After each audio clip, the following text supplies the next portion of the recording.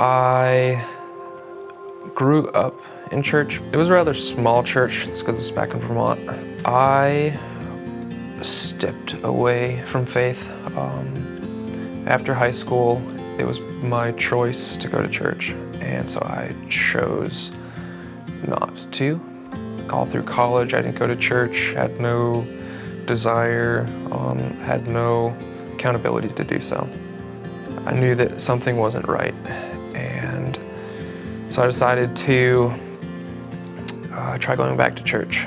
It took going to the church that my mom was going to get connected with a larger, thriving young adults group.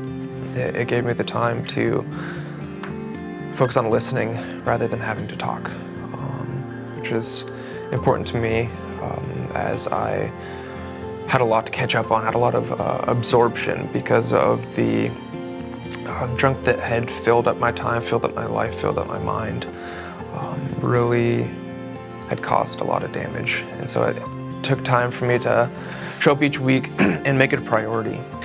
And so there's this small group of people who were going through the same stuff that I was going through and could offer prayer and suggestion and connections with people that I could talk to. So I knew that I needed that, like, Tuesday night young adults, Thursday night Bible reading group to really like dig myself out of the hole that I had put myself into. And it was really encouraging, and it gave me the perspective to finally decide to leave the job that I had got myself stuck into and break some connections with people around me that were not healthy for me. And everything just has seemed to turn around for me from the direction that I was going in. Being given the things that I've prayed strongly for has been evident in my faith, because I know that I've been heard, that the only explanation for where I am is because of God who listens.